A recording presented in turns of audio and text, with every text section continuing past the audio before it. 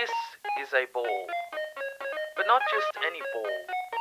It's the ball that revolutionized an industry from the Dark Ages straight into the modern era. That completely changed technology as we know it. That reshaped many childhoods. This is Pong. It all started back in 1972. Nolan Bushnell had finished his mediocre game Computer Space, seeing little to almost no success. He decided to start a new company dubbed Atari with a racing game in mind.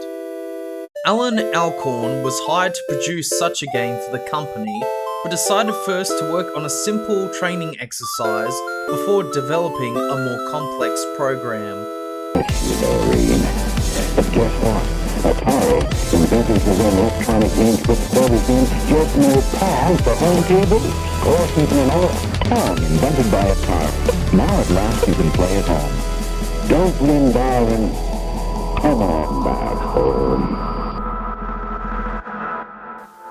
The first tests for the arcade machine were held in a small local bar known as Andy Cap's Tavern. A week later, Alan was called to come fix the machine as it was struggling with internal problems. Frustrated with this, he inspected the contents only to find that there was a lack of space within the machine due to all the coins that had piled up and caused internal system malfunction. Sensing the potential, Atari Incorporated later published Pong as a large commercial success in North America, Japan, and Europe in 1973. The Soviets had to wait till 1978. You know, Cold War things. The entire game has two players, each controlling a virtual paddle on either side of the screen. By using a controller, mouse, or even keyboard, you simply have to hit the ball going back and forth. The goal is simple: prevent the ball from reaching your side while scoring as many points by making it past your opponent's paddle. As Pong swept the entire world, it became a cultural phenomenon. Its success, however, led to an explosion of arcade gaming, along with the success of the company Atari itself, even its new console.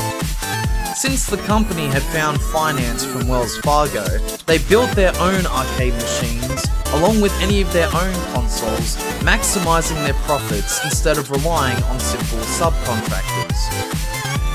As its popularity grew, so did its competition.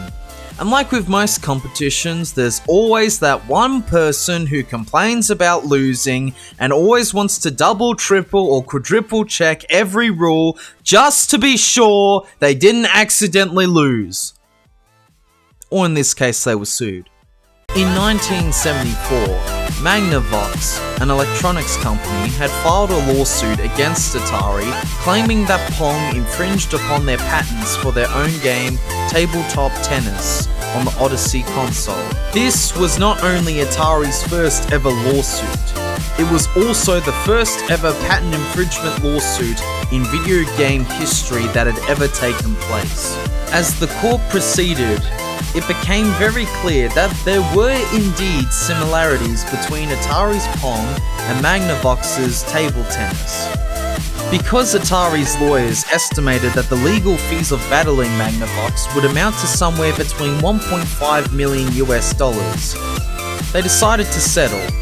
Magnavox offered the company to become a licensee for the small sum of $1.5 million, to be paid later in 8 separate installments.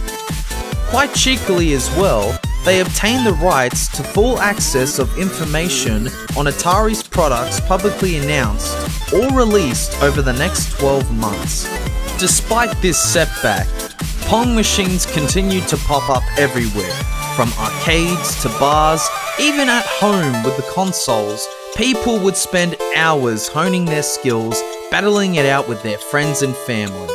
It truly bridged a gap between generations, giving rise to the gaming industry as we know it today. Almost 50 years on, and Pong still holds a special place in the hearts of players around the world. Its impact on the gaming industry cannot be overstated.